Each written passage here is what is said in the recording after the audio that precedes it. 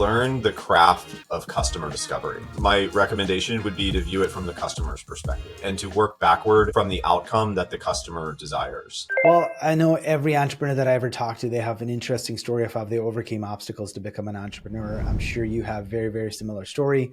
I was looking at your LinkedIn profile and I saw the number of companies that you founded and exited from. And now you're also onto the races again and building a brand new company that's actually a productized company. We want to get to that in a bit. So can you give a synopsis of your entrepreneurial journey and your how you got to where you are today? Yeah, man.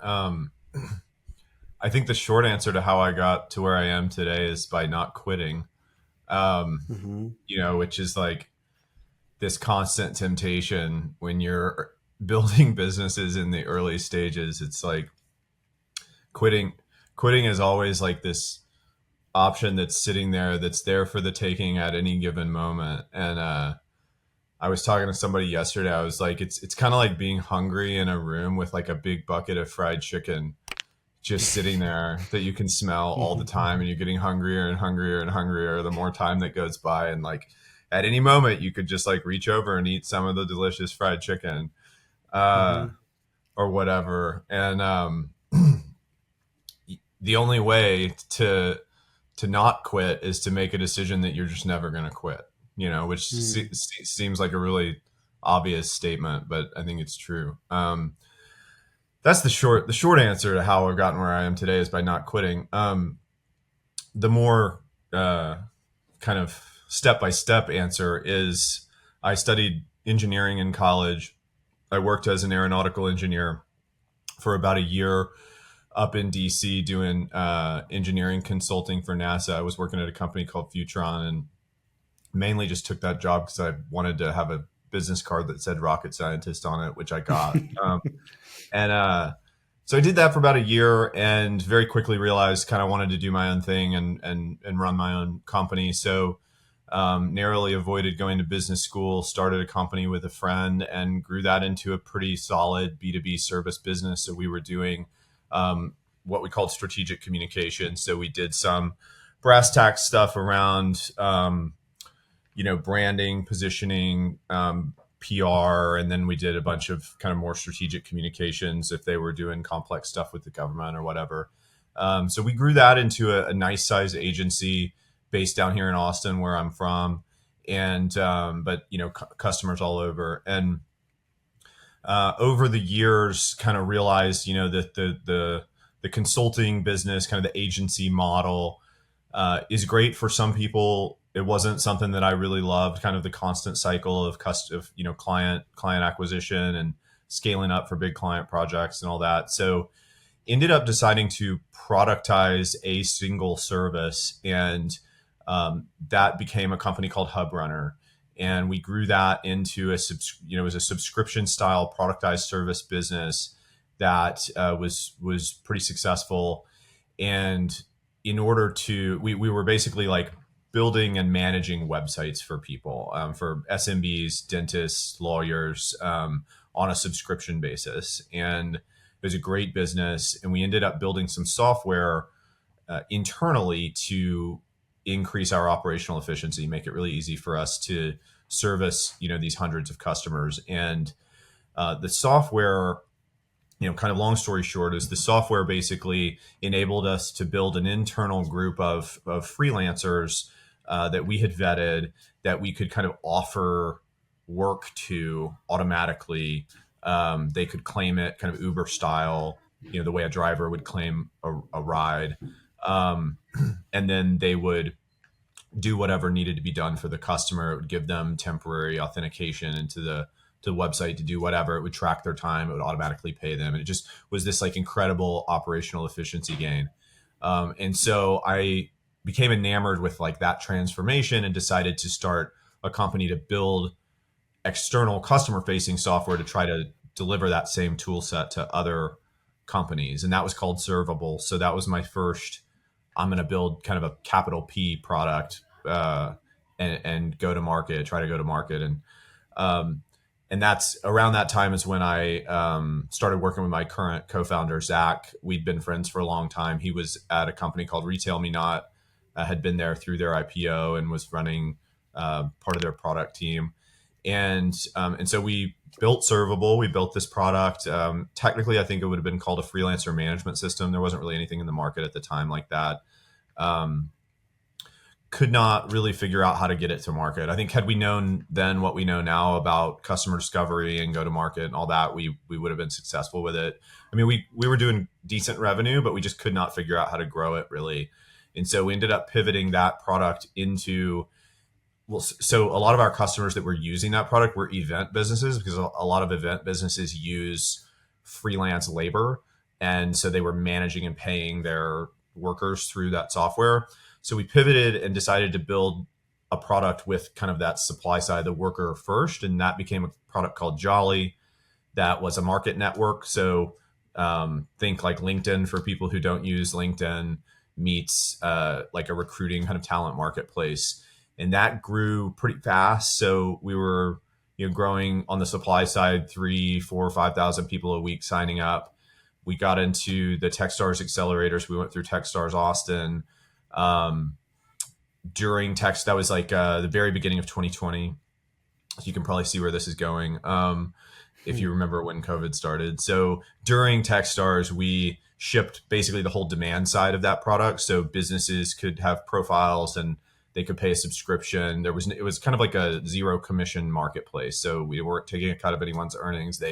Businesses just paid a subscription for like a premium account and they could recruit. There was a little applicant tracking system. It was a really cool product. Had a seed round fully committed, demo day, March 4th, 2020. And had all the due diligence done for our seed round. So we weren't even really pitching at Techstars demo day, which ended up being the last in-person demo day of any Techstars globally until many years later. And so, yeah, we did demo day. That was March 4th, kind of rested on Thursday. Friday, I met up with Zach at a place to have lunch outside. Beautiful day in Austin, and kind of decompressing from demo day and hearing about this thing called COVID that people were taking to varying degrees of seriousness in different places. And they canceled South by Southwest while we were sitting there at lunch, and realized, basically over that weekend, every event on planet Earth was canceled. Our entire beachhead market evaporated, and the lead investor backed out, right, and said, I'm not going to do the seed round. So that was crazy. I mean, the beginning of COVID was crazy for everybody for a lot of different reasons, and for a lot of people for more serious reasons than for us. But basically had to pivot, figure out what to do. Took us a couple months. We ended up pivoting that product into a SaaS product, which we ultimately were able to sell to a strategic buyer from the East Coast, and started Growth Match about a year and a half ago or so. Went through a couple early iterations, landed on our current model beginning of this year, so about a year ago, 11 months ago, and have been just leaning into go to market for the last year or so. Going well, happy customers, feel really good about what we're doing with Growth Match. It's a productized service that helps companies kind of scale their ability to create video content. We sell to kind of medium to large companies, usually the marketing directors, CRO, CMO, often begin the conversation with the CEO around just, everybody understands that video content is how you're going to stand out, even more so in the future with all this stuff that AI is generating. And how do you create good, authentic video at scale if you're a mostly B2B company? So that's what we're up to now, and exploring possibly building, some software as well in the space, maybe next year. So in summary, it does take a rocket scientist to do all of this. No. Zero application of my technical knowledge. I think it takes like an intrinsic desire to create things. And when you find that what you've created, like back in the day when, we put a lot of effort into building that freelancer management system, Servable, and just couldn't find a good repeatable go-to-market motion, a good repeatable sales motion. And if you hit a wall, what do you do, and like in many cases you've got to create something new. And so I think if you have that passion and you enjoy that, that's what it takes. Yeah, I mean, I think you've shared a good synopsis of all the different type of companies and then the pivots that made the next business almost, right? Because I think it, like you had the first service company and then you went on to build another service company, right? That was also a service company that was Yeah, kind like of like a a had productized a had a productized service company that had a specific fulfillment model that required freelancers, which meant you had to control the security and access, which yeah, is a problem that we, as even with employees, we have that problem because we use Keeper for security, and yeah, 2FA has. I don't even know if when back in the day when you're starting that, I don't know if the 2FA and Keeper, any of those companies even existed. no. If you had to share passwords, like temporary password sharing and whatnot, No, whatever you build, that we built like, technology is. yeah, that we built. So that was WP Engine. It was kind of early days for WP Engine, and all the customer accounts we had were using WordPress. And so basically we built Mhm. this like kind of in-house proprietary system where the freelancer would get like temporary access to the back end to like make the updates. And then when they marked it as done, there was like an approval from the customer, whatever, it would like suspend the access. And then once it was approved and done, then it would revoke the access. So it was pretty cool. Yeah, I mean, what you built is definitely good, and I think I mean, I kind of figured it had to be WP Engine because you said you're in Austin, and I Yeah. know WP Engine is like the number one employer of Austin, right? Like they have a pretty I don't know massive about presence there. I don't know about today. I mean, now you have like all this Oh now yeah, you have Tesla and you have all the crazy stuff. So that's true. That's true. At least in the peak of WP Engine, I think they were pretty maybe. rapidly growing and one of the best places to work. Yeah. So you've then saw this specific unique need to fulfill the promise you made to your customer, and then you had to use a marketplace of Yeah. service providers or freelancers, and then you had to come up with this tech stack that would allow you to give them access without you having to sit there, create password, share password, remove password. I mean, that's pretty incredible innovation that you've done in that early days. And then you ended up having to kind of pivot again because of all the COVID challenges. And now here you are building another service or, I mean, productized service company. So, like, where is the stamina? I heard you say, like, you just didn't quit, right? Like, how does that stamina, how did someone would develop that? Well, if you've got a partner, it Not give up. starts with yeah, if you've got a Mm-hmm. partner or a spouse, it starts with having a partner or a spouse who's incredibly patient. That's one Mm-hmm. thing. Um, but on the personal side, and I do. My wife is incredibly patient with what I do, and in the early Mm-hmm. days when you're pivoting or starting something new, you might probably need to defer your salary, and having a spouse that's patient in that regard as well is very helpful. Um, Mm-hmm. Stamina on the personal side, man. I don't have any kind of like Tim Ferriss style hacks. Like Tim Ferriss has all the good hacks. So like if you want all Uh-huh. the hacks, just go follow Tim Ferriss. I think over the years I've gotten good at remembering that I can choose how I react to any given situation. And this, like every day, there are at least a few situations that are going to be frustrating or anxiety inducing or whatever. And if you let that stuff get to you, it's going to build and it's going to accumulate. And over time, you're just going to start feeling burned out, and you're going to feel this sense of like despair and burnout and like dread if you let that Mm-hmm. stuff accumulate. And so I'm far from perfect in this regard. Like I should probably meditate more often and do more yoga, but trying to maintain awareness that like I can choose how I react to situations is maybe the most important thing around stamina, right? Stamina is not around like drinking more caffeine for me. It's around Mm-hmm. kind of maintaining like mental clarity as much as I can. Makes sense. So obviously you had the experience of building both service companies, actually service companies that are productized services, and then also at least a technology SaaS product, right? And you were trying to go to market and scale that. From your Yeah. experience of building both the different companies, what are some unique challenges or at least unique opportunities, I would say, of one or the other? What's Yeah. easier to So, build and grow? um, Because well, SaaS is sexy. Everybody wants to talk about SaaS, right? Like it's they think, oh, it's scalable, is the most profitable. It's the retention and the and recurring revenue, and you're going to get 10x multiple. Right? There's a lot of appeal toward wanting to start a SaaS product, and it's a lot easier to start a SaaS product today than ever before. Right? The technology has become a lot more accessible to people, and your development resources lot less yeah. So expensive than I, how you used to be.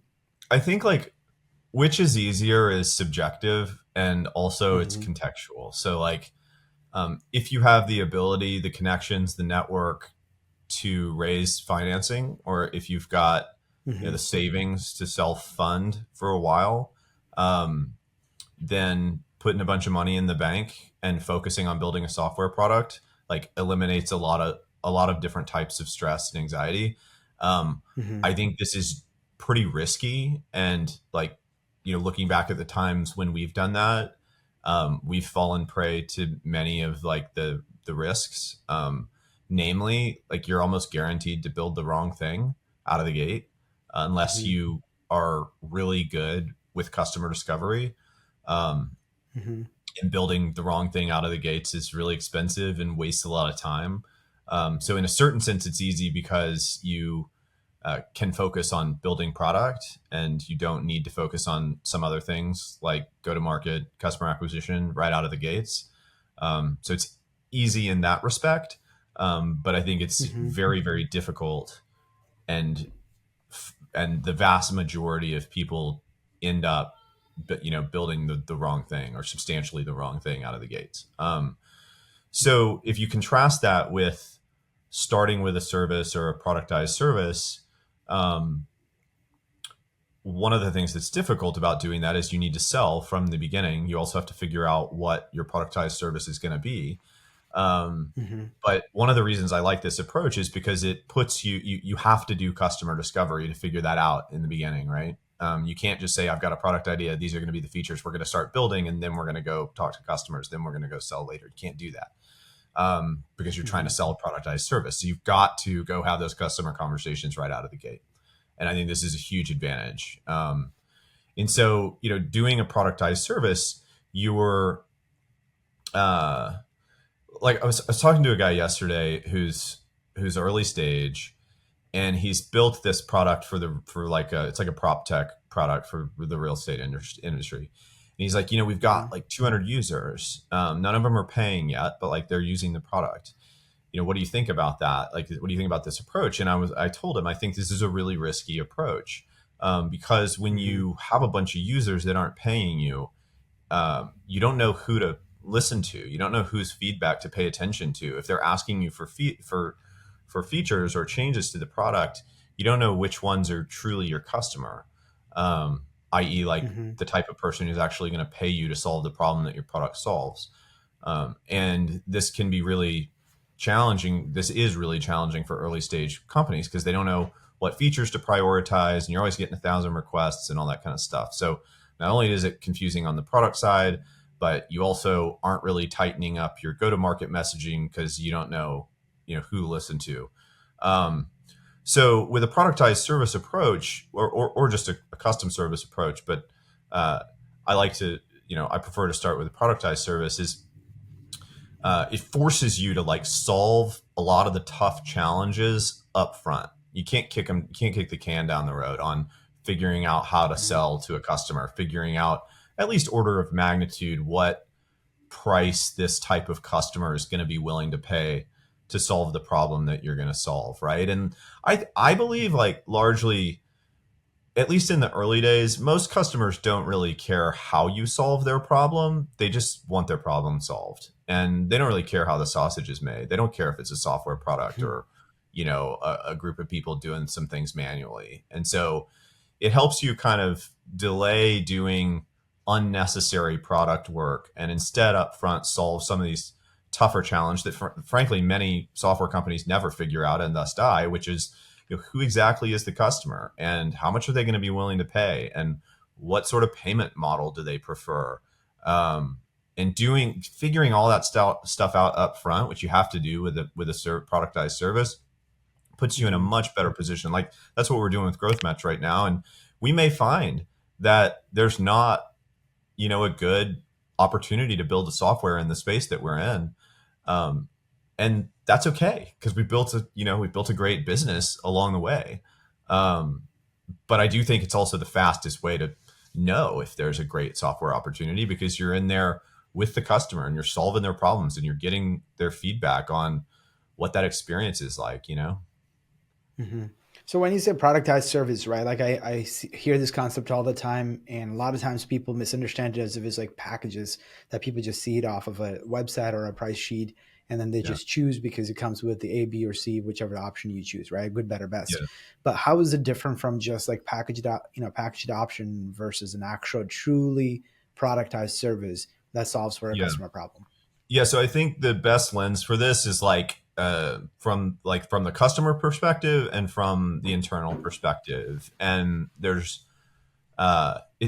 well, first of all, I don't think it's binary, right? It's not like that's a Mm-hmm. productized service or it's not. Like there are kind of varying degrees of productization, and um, so it's not like yes or no. But generally, Mm-hmm. I think there's some things to think about from the customer perspective, and there's some things to think about from the internal kind of operational perspective. So from the Mm-hmm. customer's perspective, what you're wanting to deliver in a productized service context is like fixed, consistent pricing. I would argue that like if you're going to try to build a productized service business, I would strongly encourage to think about building, an offering that can be built recurring. That's not just like productizing this one deliverable or this one package or whatever. Mm-hmm. You're wanting to get to a point where you can build, a consistent, steadily growing, recurring revenue. Um, that's not to say you can't offer a fixed price introductory something as an introductory offering with customers before you try to sell them recurring. So flexibility on that regard, but I think ultimately what you're looking for is recurring revenue, um, where the customer's expectations about what they're going to get output wise are the same every single month, um, and where the outcomes that the customer hopes to achieve, and hopefully achieves if you're doing your job by getting those outputs are also consistent month over month. So they're not, Mm-hmm. you don't have a customer that's moving the goalposts every month in terms of what they hope to achieve. You don't have a customer asking for custom different stuff every single month in terms of output. So that's kind of like what you want the customer experience to look like. And we can go into more Mm-hmm. detail. There's more than that, but I think that's a good beginning. And then internally, what you want like consistent operations, right? So as much as possible to consider it a productized service internally, you want customer accounts to be going through the exact same process every single month. Um, and that can be like employees executing on that. It can be third party talent like freelancers executing on part of that. I've never really done that. Maybe I don't think I've ever done this, but I think it could include partnering with other agencies uh, to do parts of it, as long as you're transparent with the customer about how it's getting done. Um, so those are kind of the two lenses, is like internally, is it a mess? Like, is it all just this custom stuff, or is it like this really clear Mm-hmm. systematic process that's really, really tight, um, that every single person is going through the exact same way, every single customer is going through the exact same way every month or every week or whatever, for the nature of the offering that you're giving them. So those are the two lenses that I would use to define something as like productized or not. Yeah, so I think from an operational standpoint, right, the more things you do, the more complex in the back office is, right? So when you're productizing a service, if it's just one service and a quantifiable number with a fixed fee and a very systematic process in the back end to deliver it, right, that's easy to do. But if there's more than one service is involved, how do you advise the founder or the business leader on how to best address that challenge, right? Like I know in your case that you're trying to build this the growth match company, which is strictly focused on video interview style, right? And it doesn't matter the person on the other end, and it doesn't matter the topic on the other end that's being recorded. You know exactly how to structure the questions. You know exactly how to record the videos. You know how to exactly properly edit it and format it Yeah. and publish it and whatnot. But if you had video plus, now I think you actually do social publishing. So maybe you are in theory not just only editing videos, you're also doing social publishing. You're also doing social reviewing and analyzing the data. So there's a Yeah. couple more things than just video. So that Mhm. kind of complicates the overall system. So explain to me how do you think through that when you actually have to deal with almost a couple of different services, all still productized under one fixed fee offering. Yeah, like as with many things, my recommendation would be to view it from the customer's perspective, right? And to work Mm-hmm. backward from the outcome that the customer desires. Mm-hmm. And for us with Growth Match, like just handing videos to the customer isn't enough because they have Mm-hmm. other problems associated with getting getting that content distributed, that if we don't solve that for the customer, they're going to end up not wanting the videos in the first place because they're going to accumulate a bunch Mm-hmm. of videos that they haven't posted, right? Mm-hmm. And so when I say work backwards from the outcome or view it through the customer's eyes, what I mean is like what is ultimately required in order for the customer to be successful in this space, um, of kind of challenges that they have or this problem that they have. And then your Mm-hmm. job, really your design challenge is, okay, what are all the pieces of execution that have to happen? What are all the pieces of output that have to happen in order to deliver an exceptional experience to the customer to get that outcome? And for us, you're right. Mm-hmm. It requires like the people involved in a given customer account for us. There's like 7 or 8 different skill specializations and thus people involved in doing what we do for the customer. But the design challenge, like level one, is what are all the things we need to do to be, for the customer to be successful solving this problem, achieving this outcome. And then kind of level two design is how can we, like, what is the customer's experience of that workflow going to be, right? And Mm-hmm. I think a really great analogy here to keep in mind when you're designing a productized service is like you want this to be like a hotel, like a really nice hotel where the customer checks in and they have this elegant experience checking in, hopefully without a big line or whatever. And then they go and they enjoy this like really nice room and comfortable bed, and then they leave. And like Mm-hmm. so much is happening on the other side of all those doors to make that experience possible. There's Mm-hmm. so many people and machinery and equipment and schedules and ingredients and just everything, all of the stuff, right? But like the customer doesn't want to experience any of that. Well, most of them. And so when you're designing a Mm-hmm. productized service, like once you figure out all the things that need to get done for the customer to achieve what they need to achieve, then your design challenge is, okay, how do we abstract away all of that from the customer to minimize the weight that we need to put on them, to get that outcome, right? And I think those are the two lenses I would use to design a really great productized service. Was there a specific resource or a book or someone that you followed that gave you some of these the best practices and frameworks to use when building a productized service? No, now that you asked that question, like I'm not sure that I've ever really read anything about how to design a Mm-hmm. productized service. Like the stuff that has been really impactful for me is less productized service specific and more customer discovery specific. Um, Mm-hmm. so like I love Teresa Torres. She writes about customer discovery, this concept of continuous discovery. She wrote a book called Continuous Discovery. Um, Mm-hmm. Going back to like Steve Blank, like 4 steps of the epiphany or 4 steps to the epiphany, which I didn't even know about until after my co-founder Zach and I really had built out our own process that we use for conducting customer discovery. We use a few tools like a need narrative and a solution statement.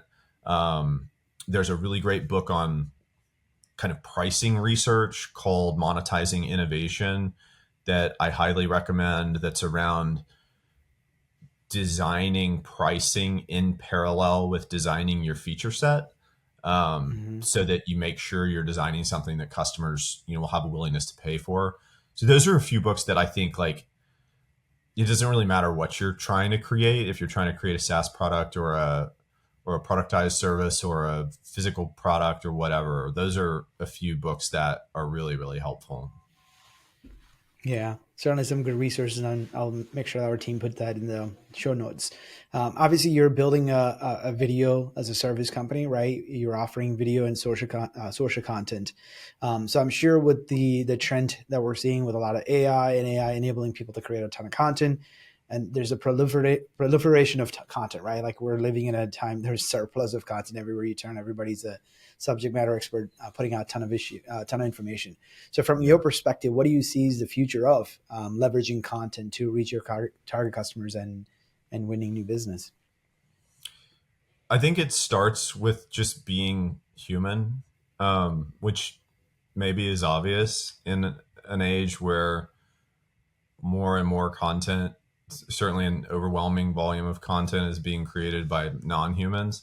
Um, Mm-hmm. Video, I think, is a really great way to do that, but not all video is created equal. I think the type of video that will continue standing out more will be kind of the type of stuff, the types of conversations we're having right now, which are non-scripted, Mm-hmm. off the cuff, um, clearly human, humans sharing their ideas. And I also think beyond that, like in terms of subject matter, I think to a certain extent, like being willing to create content that's orthogonal to the type of work you do is really important. So, you know, trying to kind of not altogether step away from, but maybe in addition to, um, don't just make content about the type of, related to the industry that you work in, or don't just make content that's in some sort of funnel around getting people, to think about what you do and to think of you as an expert or a thought leader. Like, clearly that's important to do if you're a professional. Um, but I think at least in parallel with that, being willing to create content that's just you, that's like uniquely, authentically you, that might have nothing to do subject matter wise with anything that you do related to work. I think that's another really important part of it. Yeah, and do you feel like the short form video is going to have a real strong play in 2024?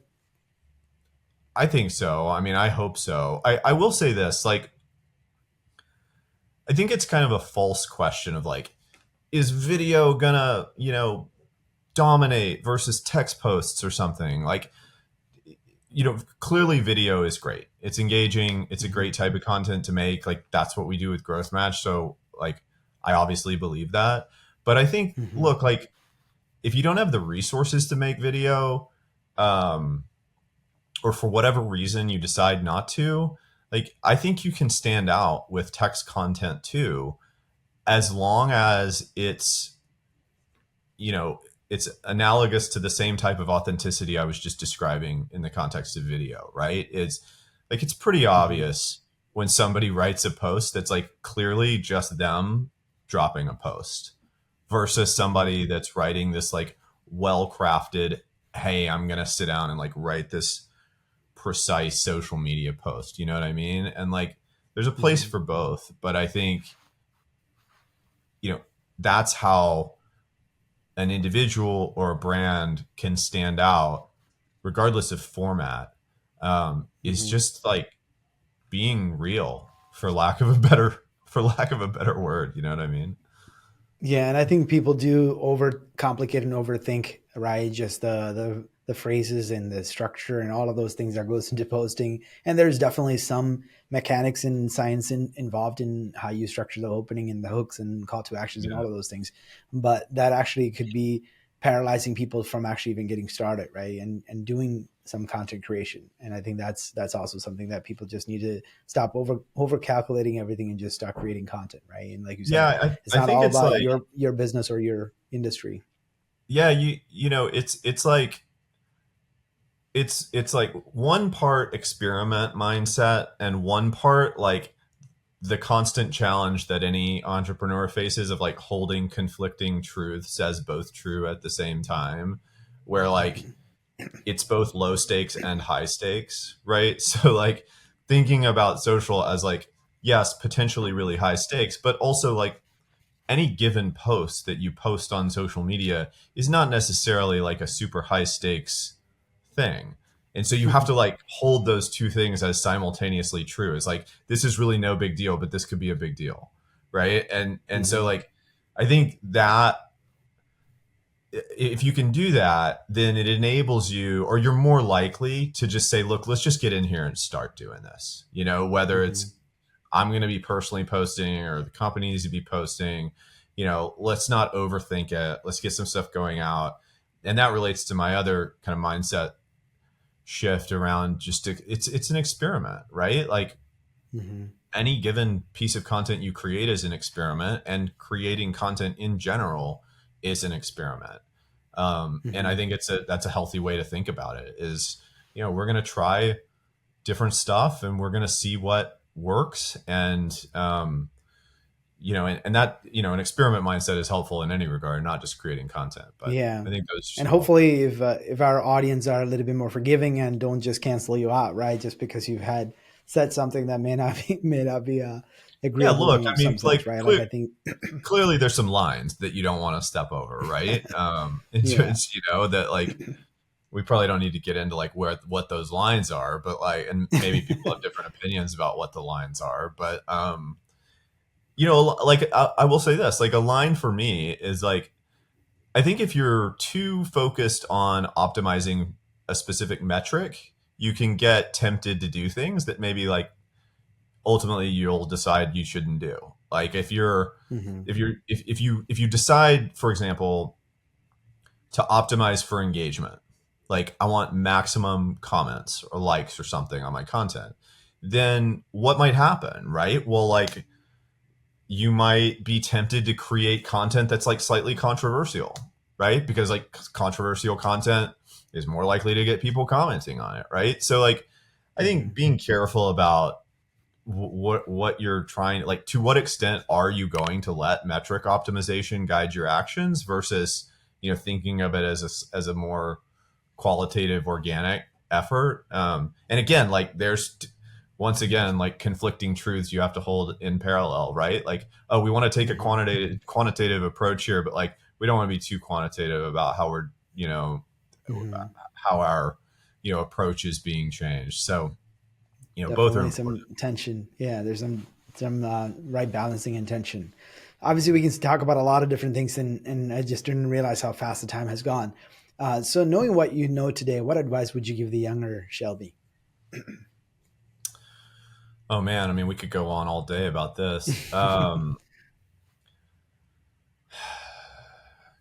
Categories of advice. Hmm. In terms of starting companies, like doing things, creating things, um, like learn the craft of customer discovery. It's Hmm. so important, and it will save you so much time and wasted effort and money if you just get good at the art of, in the early stages, getting a certain, you define, hey, here's this type of person I might want to build a product for or create something for. Sorry. Um, how do you go talk to them? Like, how do you get them to talk to you? How do you talk to them in a way that like gets you the information you really need in the right order? and over the years, Zach and I have developed a really strong point of view that like there is a correct order to go in terms of understanding a customer. Correct in the sense that if you do it in this way, if you first study the customer's problems, really validate that they have existing buying behavior against solving those problems, then really validate what type of solution they prefer, then validate pricing. Like if you go in this order, any challenges you face, if you have challenges in user acquisition or in sales, you can trace back to a root cause. Oh, it's because the pricing is wrong. Oh, it's because the feature set is wrong. Oh, it's because whatever. And that has helped us immensely. And so I think, and this is when I mentor founders in Techstars or whatever, like so few founders are good at this. For a bunch of reasons. And founders, myself included, we bias towards work that we feel like we can make progress in, right? That might be design or product or engineering, coding. It might be early sales, whatever. And like, if you, and most people don't bias toward like customer discovery because it's hard and they don't really know how to do it. And there are ways to learn it. Some of those books I mentioned earlier are good places to start. The Mom Test is another good one. Like Teresa Tor. Like I think really honestly, if it's just like the earlier Shelby said, "Hey, I'm thinking about starting a company," I would just say like go read everything Teresa Torres has ever written, like her whole blog. Mm-hmm. Read the Mom Test. Read 4 Stages of the Epiphany. Read Monetizing Innovation, and then like come back and let's have a conversation about what you're thinking about doing.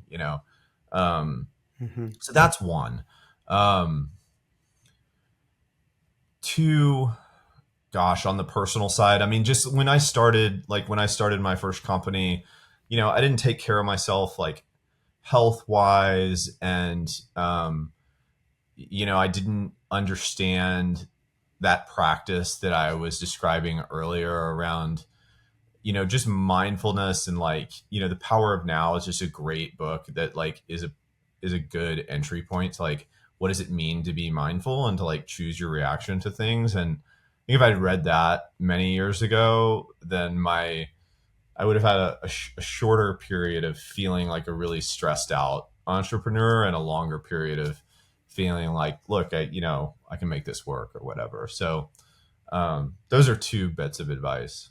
There's probably a lot more if I thought Yeah, about it. most certainly. I think there's definitely a good productized service idea right there, which is the customer discovery as an offering.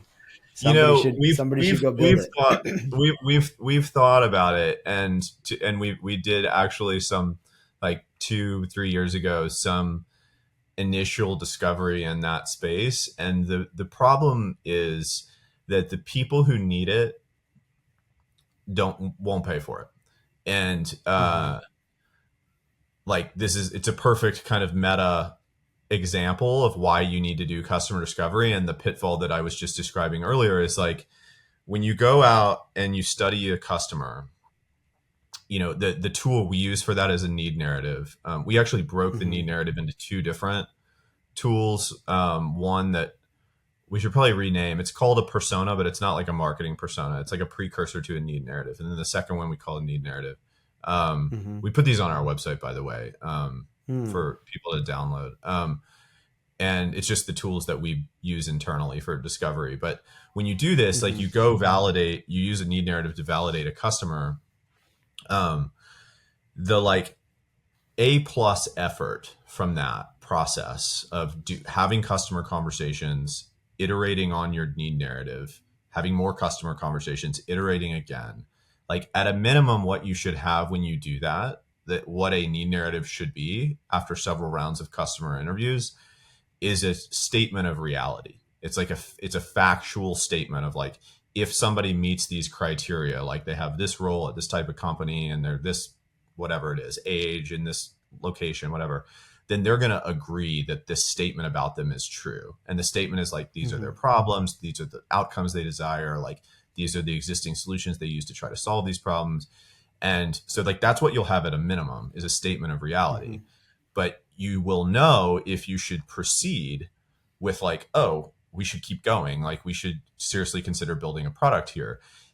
Mm-hmm. If the customer that you've like validated with that need narrative is currently spending money to solve a problem, to solve that problem in the need narrative, right? If the existing solutions, if they tell you the existing solutions are like, if at a minimum they're paying for those solutions, if they tell you that those solutions, that they feel like those solutions are both expensive and inadequate at solving the problems that you've stated in the need narrative, then what you have is like literally a business opportunity. Like that's what a good opportunity for a founder looks like, is a well-defined customer and, you know, validation that they have this consistent problem, and validation that they all want this similar outcome from solving that problem, and they're currently spending money to try to solve the problem, and the thing or things they're spending the money on are expensive and crappy at solving the problem. And like, if you have that, then it's like, great, let's build a product. And so we did that. We were like, yeah, what if there's a productized service opportunity here around helping people with customer discovery? And we did that. And yeah, we can validate the customer. They all have the problem. They all want the outcome. And then you're like, what are your existing solutions? And they're like, we don't do anything. Yeah. And like, if you get to that point as a founder, red flag, like you proceed if you wish, but like convincing a customer to spend money on something that they aren't, convincing them to spend money to solve a problem that they aren't currently spending money to try to solve is a very, very difficult thing to do, you know? Yeah. So we just decided to make it, we just decided to give it all away for like, right? We're like, all right, we've done all this work. Like we've made these assets. These are awesome. We use them internally. Like, let's just give it away, you know? Yeah. We can certainly have a separate podcast altogether to just talk about this, but certainly enjoy this conversation. I do think you could sell it. I do think you could sell it up market. I think there's a way to sell it up market to bigger companies. Yeah, for sure. Because I think they do have the problem, and they probably are able to find the money to pay for it, right? Whereas small startups or mid-sized companies are really feeling the pain of not having discovered their customer's real need and then trying to solve for it. I think especially SaaS companies, because the product market fit is even before the product market fit. You're talking about, is there a problem even worth solving for, and would people pay for it? Exactly. Well, Shelby, I really enjoyed our conversation. Thank you so much for sparing this time and sharing your life lessons and wisdom with our audience. Thanks for having me, man. That was fun. Most certainly. This episode of Coffee with Closers is brought to you by One IMS, a leading digital marketing agency helping businesses win new customers. To request a free marketing ROI audit, please visit oneims.com. If you enjoyed this video, please share it. To make sure you never miss an episode, please subscribe.